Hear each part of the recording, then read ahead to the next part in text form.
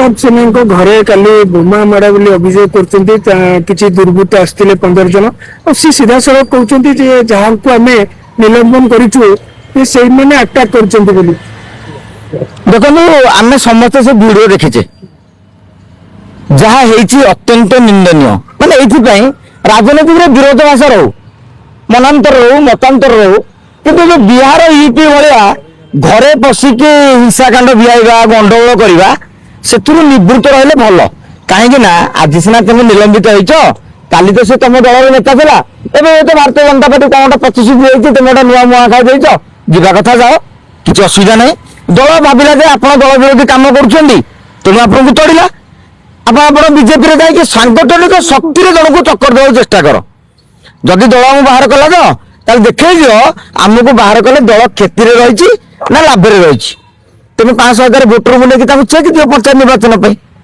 ठीक से नक राति अधे मालटा पी दे बाण फुटेबा घरे बस भांडामी करवा ये जो कारण देखा आदौ ग्रहण नुहे आउ रही बोमा माड़ कि बंधुक मुझे गोटे कथा कहीदेवी आपने जानते केस पास एफआईआर लिखार जार अभ्यास मानने थी अभ्यास से दुईटा खंड दफा जोड़ती मुझे भावी प्रताप बाबू से हिसाब से दफा जोड़ा प्रयास करते सत कौन मिछ कौन पुलिस कहीपर ना मुझे जगार थी ना आम जो मैंने बर्तमान बाइक नौ मोर गणमाध्यम भाई मैंने ना आम भी जगार थे तेणु पुलिस तार तदंत करू को आधार कौन थिला किंतु आमे गोटे को निंदा करवा जे जड़े नेता घरे पशिकी ये जो भांडामी कर आदौ आवश्यकता ही नहीं आउ गोटे कथा रहा किसी नेता भावी भारतीय जनता पार्टी को पलैले आमको बोधे सम्मान मिल जाए भावुँ भारतीय जनता पार्टी कार्यशैली आदौ धारणा ना अखिल भारतीय विद्यार्थी परिषद आप देखिए कौ नेता गुड़ा कांग्रेस बीजेडी नेता सभापति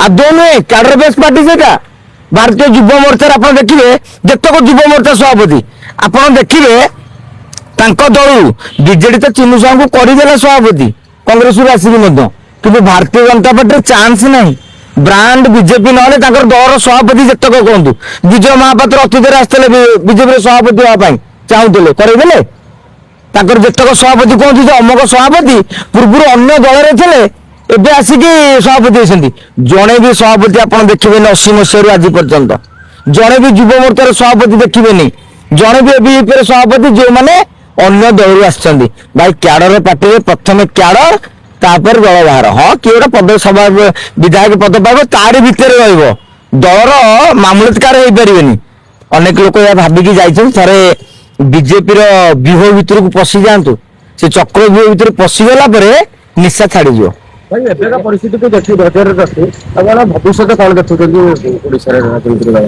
देखो राजनीति सब कड़ लौटाए ये आज गोटे नुआ कथा नुहे आजिका कथा काली की नहीं आप जानते 2002 मसीह दिलीप राय बाजीमात करते से 14 ରୁ 15 बीजेडी विधायक क्रॉस वोटिंग करते परवर्ती समय से दल में रही टिकेट ही पाइले आ गोटे उदाहरण जानते प्रभात त्रिपाठी निलंबित है कि नहीं किंतु पुओ टिकेट पाइले कि नहीं प्रभात विश्वास निलंबित होते कि नहीं पुओ टिकेट पाइले कि नहीं रविंद्र जेना टिकेट देले कि स्त्री टिकेट देले तेणु दल सब राजनैतिक फायदा जदि मु तुमठू राजनैतिक फायदा अधिका देखी आउ गोटे लोक तुलन में तुमको पसंद करी आपको गोईठा मारी ये दल सब चले आसाम में बर्तमान मुख्यमंत्री जी अच्छे से कांग्रेस बैकबोन थे आजिका दिन में बीजेपी नेता साइड कर दल दायित्व देती तेणु गायमोट कहले मुझे राजनीति कहले ती बुझी तुमर जदि ग्राउंड रे माटी अच्छी ना जो दल को गले भी तुम्हें मजबूत होगी ठिया हब आउ जदि सेटिंग कर कौ भाई जरिया कौ नना जरिया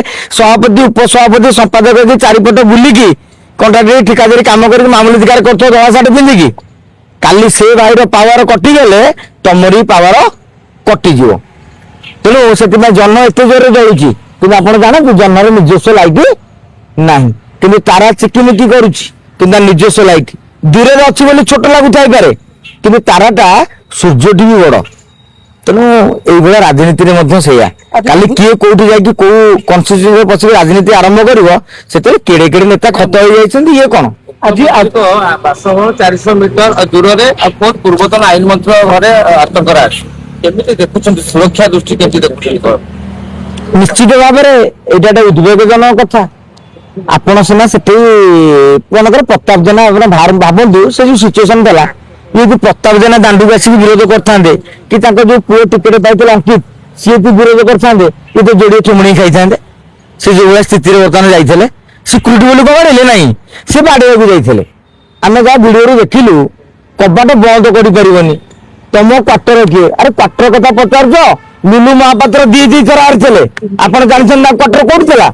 ସେଇ ଜାଗାରେ 2004 ମସିହାରେ ପ୍ରଭାତ ତ୍ରିପାଠୀ ହାରିନଥିଲେ? ଆରେ ରାଜନୀତିରେ ଏମିତି ଥାଏ, ହାରିଥିଲେ ବି ଲୋକମାନେ କ୍ୱାର୍ଟର ନେଇକି ରହିଥାନ୍ତି।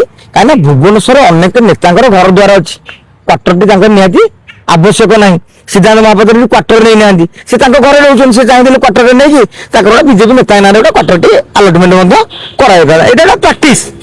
କାରଣ ରାଜନୀତିରେ ଆମେ ଯେମିତି ବାଡିଆ ପିଟା ଯୋଉ ନେତାମାନେ ଯେମିତି ବାଡିଆ ପିଟା ହଉଛନ୍ତି, ଆମର କିଛି ମଧ୍ୟ ଗଣମାଧ୍ୟମ ଯିଏ ଯାହା ବାଟରେ ପଲିଟିକାଲ ପାର୍ଟି ଅନୁସାରେ କହୁଛନ୍ତି, କିନ୍ତୁ ନେତାଙ୍କ ଭିତରେ ତାଙ୍କ ଭିତରେ ଗୋଟେ ଭଲ ସମ୍ପର୍କ ରହିଛି, ଏକଥା ମଧ୍ୟ ବୁଝିବା ଦରକାର। ଆଜି ଟୁବୁ ତ୍ରିପାଠୀ କହିଲେ ଯେ ଏଇ ଯୋଉ ଘଟଣାକୁ ସେ ଘୋର ନିନ୍ଦା କରୁଛନ୍ତି, ଆଉ ଏଥିରେ ତାଙ୍କର କୌଣସି ସମ୍ପୃକ୍ତି ନାହିଁ। ତାକୁ ନେଇ କଣ କହିବେ? ଦେଖନ୍ତୁ ଟୁବୁ ତ୍ରିପାଠୀ ଯଦି ଏଇ ଘଟଣାକୁ ନିନ୍ଦା କରୁଛନ୍ତି, ସେ ଭିଡିଓରେ ଡାଇରେକ୍ଟ କହିଛନ୍ତି ଆମେ ଟୁବୁ ତ୍ରିପାଠୀର ଲୋକ, ତାହେଲେ ଆମେ କାଲି ଯଦି ସେମାନଙ୍କୁ ଟୁବୁ ତ୍ରିପାଠୀଙ୍କ ଆଖପାଖରେ ବୁଲୁଥିବାର ତାଙ୍କ ପଛପଟେ ଠିଆ ହେଇଥିବାର ନ ଦେଖିବୁ, ତାହେଲେ ଟୁବୁ ବାବୁ ଠିକ କହୁଛନ୍ତି। ଯଦି ଦେଖିବୁ ସେ ଆମକୁ ମିଛ କହୁଛନ୍ତି। ଆଜି ଗୋଟେ ଜିନିଷ ଦେଖାଗଲା ଯେ କଟକରେ ଇଦ୍ ପାଳନ ଅବସରରେ ମହମ୍ମଦ ମୋକିମ ଆଉ ଟୁବୁ ତ୍ରିପାଠୀ ଗୋଟେ ପ୍ରକାର ଆଲିଙ୍ଗନ କଲେ, ଆଉ ସୁଫିଆ ବିରଦୋଷ ବି ସେଠି ଥିଲେ। ଏ ଗୋଟେ ନୂଆ ରାଜନୈତିକ ସମୀକରଣ ଆଡକୁ ଯାଉଛି କି ଓଡିଶା? ମୁଁ ସେଥିରେ ଏକମତ ନୁହେଁ। ଏକଥା ସେଇ ପାର୍ଟକୁ ଆଉ ଗୋଟେ ଯିବେ, ତେଣୁ ଆପଣ ଯୋଡ଼ିଏ ପ୍ରଶ୍ନକୁ ଆଜି ରଖିଦେଇଛନ୍ତି। ଇଦରେ ମୁବାରକ କରିବା, ଦୁର୍ଗା ପୂଜାରେ ଅଭିନନ୍ଦନ କରିବା, ଆପଣଙ୍କ ଘରେ ଗୋଟେ ପୁଣ୍ୟ ପର୍ବ ହେଲେ କୌଣସି ଲୋକଙ୍କୁ ଡାକିକି ଗେଷ୍ଟ କରିବା, ଅପରାଜିତା ନବୀନ ପଟ୍ଟନାୟକ ପାଳି ଦିଅନ୍ତିନି? କିନ୍ତୁ ତାଙ୍କ ଝିଅ ବାହାଘରକୁ ଯେତେବେଳେ ଅପରାଜିତା ଗଲେ, ନବୀନ ପଟ୍ଟନାୟକ ଗଲେ, ସେ କୋଉବେଳେ ସତ୍କାର କଲେ? ତେଣୁ ଇଦରେ ସବୁ ଦଳ ଏକାଠି ହେଇକି ଯାଆନ୍ତି। ସେଥିରେ ଗୋଟେ ଆପଣ ଧାର୍ମିକ ଭାବନାଟାକୁ ନେଇକି ରାଜନୀତି କି ପୁରେଇବାନି। ଆଉ ଗୋଟେ କଥା ହେଲା ରାଜ୍ୟ ରାଜନୀତି କଣ ଲଉଟେଇବ। ରାଜ୍ୟ ରାଜନୀତିରେ ଗୋଟେ ବଡ ପରିବର୍ତ୍ତନ ସଂକେତ ମିଳିଯାଇଛି। ରାଜ୍ୟସଭାରେ 6 ନେତା ବିଜେଡି ନେତା କ୍ରସ୍ ଭୋଟିଂ କରିଛନ୍ତି। ପୂର୍ବରୁ 2 ଜଣଙ୍କୁ ବାହାର କରିଥିଲେ, ଆଉ 6 ଜଣ। କଂଗ୍ରେସରେ ଯୋଉ ନେତା କହୁଥିଲେ ରମେଶ ଜେନା ଭଳି ନେତା ଯିଏ ଜମା କଂଗ୍ରେସ ଛାଡିବେନି, ସିଏ ମଧ୍ୟ ଏମିତି ହେଲା କଂଗ୍ରେସରୁ ଆଜ୍ଞା ନିଲମ୍ବିତ ହେଇଛନ୍ତି। ତେଣୁ ଏ ସାମଗ୍ରିକ ଭାବରେ ଆପଣ ଘଟଣାବଳୀକୁ ଅନୁଧ୍ୟାନ କରିବେ। କ୍ଷମତା ଯୁଆଡେ ନେତା ସୁଆଡେ। କ୍ଷମତା ଯଦି ହୁଏ ଗୋଡହାଣ୍ଡି, ଆମର ନେତା କର୍ମୀମାନେ ହଉଛନ୍ତି ପିମ୍ପୁଡି। ଆଉ ଗୋଡହାଣ୍ଡି ଅଛି ବିଜେପି ପାଖରେ, ଇଏ ବିଜେଡି ଆଉ କଂଗ୍ରେସ ଭବନ ଚାରିପଟେ ବୁଲିଲେ କଣ ପାଇବେ? ତେଣୁ ଏଇଟା ଗୋଟେ ଆଜି ନୂଆ କଥା ନୁହେଁ। ଅତୀତରେ ଆପଣ ଦେଖିବେ ପ୍ରଦୀପ ମାଝୀ, ଚିରଞ୍ଜୀବ ବିଶ୍ୱାଳଙ୍କ ଭଳି ଟାଣୁଆ ନେତାମାନେ ମଧ୍ୟ କଂଗ୍ରେସ ଛାଡିଛନ୍ତି। ନବ ଦାସ ଭଳି ଟାଣୁଆ ନେତା ବି କଂଗ୍ରେସ ଛାଡିଛନ୍ତି। ଗଦା ଗଦା ନେତା, ପୂର୍ବତନ କେନ୍ଦ୍ରମନ୍ତ୍ରୀ ଆମର ଗଞ୍ଜାମର ନେତା ସାହୁ ବାବୁ ବି ଛାଡିଛନ୍ତି। ଏମିତି ଅନେକ ନେତା ମଧ୍ୟ ଆଜ୍ଞା ଅଛନ୍ତି। ତେଣୁ ଗାଇମୋଟ କହିଲେ ରାଜନୀତି ହଉଛି ଗୋଟେ ସ୍ୱାର୍ଥ ସର୍ବସ୍ୱ, ନୀତି ଆଉ ନୈତିକତା ଏଥିରେ କିଛି ନାହିଁ। ଭାଇ ଯୋଉଠି ଫାଇଦା ନେତା ସେଇଠି ରହିବା ସ୍ୱାଭାବିକ। ଆଜି ଯୋଉମାନେ ବିଜେପିକୁ ଯାଉଛନ୍ତି, ମନେକର ଟୁବୁ ତ୍ରିପାଠୀ ଉଦାହରଣ ଯୋଉ ଛୋଟିଆଟେ, ଟୁବୁ ତ୍ରିପାଠୀ ବିଜେପି ଟିକେଟ ନେବେ 29ରେ। ସେଠି ଯେ ଶୁଭ୍ରାଂଶୁ ବାବୁ ଆଉ ତୁଷାର ଚକ୍ରବର୍ତ୍ତୀ ବାବୁ ଯେ ସଂଗଠନ କରୁଥିଲେ, ସେ ଖାଲି ବିଜେଡି କି ନେଲେ କଂଗ୍ରେସକୁ ଯିବେ। କାରଣ ଯିଏ ଭାଇ ଲକ୍ଷ ଲକ୍ଷ କୋଟି କୋଟି ଟଙ୍କା ଖର୍ଚ୍ଚ କରିକି ସଂଗଠନ କରୁଛି, ସିଏ କଣ ଆଉ ଜଣେ ନେତାକୁ ଜିତେଇବା ପାଇଁ? ଏମିତି ଦଳ ବଦଳ ଆପଣ 29ରେ ଚକିତ କଲା ଭଳି ଜିନିଷ ଦେଖିବେ। ଆଜି ଯିଏ କହୁଛନ୍ତି ମୋହନ ଦାଦାଙ୍କ ଫ୍ୟାନ୍, କାଲି ସେ ନବୀନ ପଟ୍ଟନାୟକ ଚାରିପଟେ ବୁଲୁଥିବେ। ନବୀନ ପଟ୍ଟନାୟକ ଫ୍ୟାନ୍ କହୁଥିବା ଲୋକମାନେ ଭକ୍ତ ବାବୁଙ୍କ ଚାରିପଟେ କିମ୍ବା ମୋହନ ବାବୁଙ୍କ ଚାରିପଟେ କି ମନମୋହନଙ୍କ ଚାରିପଟେ ଘୁରି ବୁଲୁଥିବେ। ତାହେଲେ ଏଠି ଯୋଉ ମାନେ ଜନତା ଅଛନ୍ତି, ଜନତା ତାମାନେ କଣ ବକରା ନେତାଙ୍କ ବାସ୍ ଗୋଟେ ହାତ ବାରିଛି, ଆଉ ନହେଲେ କିଛି ନାହିଁ।